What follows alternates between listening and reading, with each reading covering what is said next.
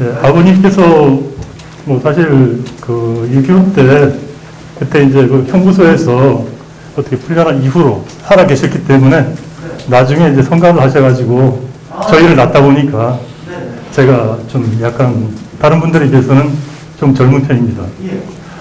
예, 저는 이제 다른 것보다도 아버지가 사실 요번에 그 검사 측에서 조금 다시 한번 봐야 되겠다 하는 4명 중에 한 분인데요. 근데 사실 아버지가 그때 당시에 뭔 일을 했고 또 그로 인해 가지고 우리가 뭐 그 삶의 영향을 어떻게 이제 받았는지 그것에 대해 가지고 잘하면서 전혀 신경을 쓰지 않으면서 살았습니다. 그래서 뭐 이 피해 유가족으로 신청할 때도 사상이 48년도였는지 49년도였는지 있다는 것만 알지 몇 년도인지 정확하게 모르고 그렇게 피해자 유가족 신청도 하기도 하고 그랬었는데요.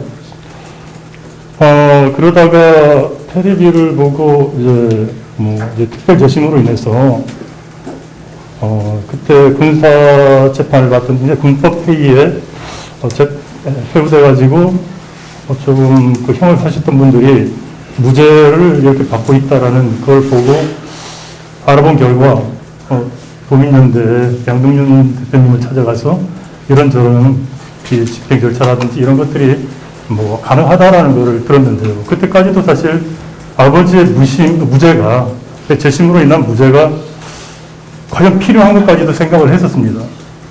그래가지고 이렇게 진행되는 과정에서 제가 뭐 인터넷상으로 좀 뒤져보긴 했지만 이 사삼에 대한 걸 하나둘 알아가면 알아갈수록 이거는 반드시 무죄라는 것이 아니고요. 아예 이 군법 회의 자체를 이거는 있어서는 안 된다고까지 생각할 정도로 그렇게 좀 그런 생각을 하여튼 가졌거든요.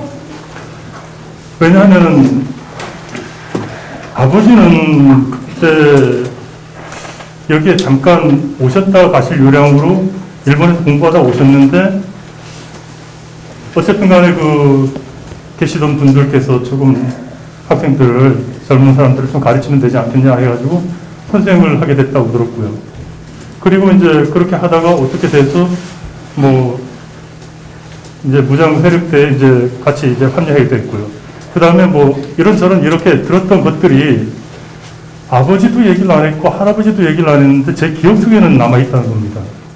그래서 과연 이게 누가 그런 말을 했는가.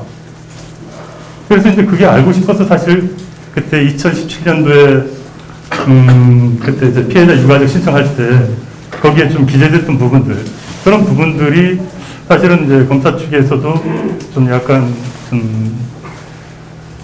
제기를 하는 그런 어떤 그 자료가 되지 않았는가 이런 생각이 들어가지고요. 그것만큼은 저는 꼭 여기서 밝혔으면 제 마음이라도 좀 풀릴 것 같았어요. 아버지를 뭐 영웅으로 생각하다든지 아니면 아버지를 뭐 이 남한의 정부를 뭐 이렇게 어떻게 뭐 전복시키려고 하는 그런 세력으로 이렇게 몰고 있다라는 제 자신이 아버지께 너무나 죄송스럽습니다, 지금은.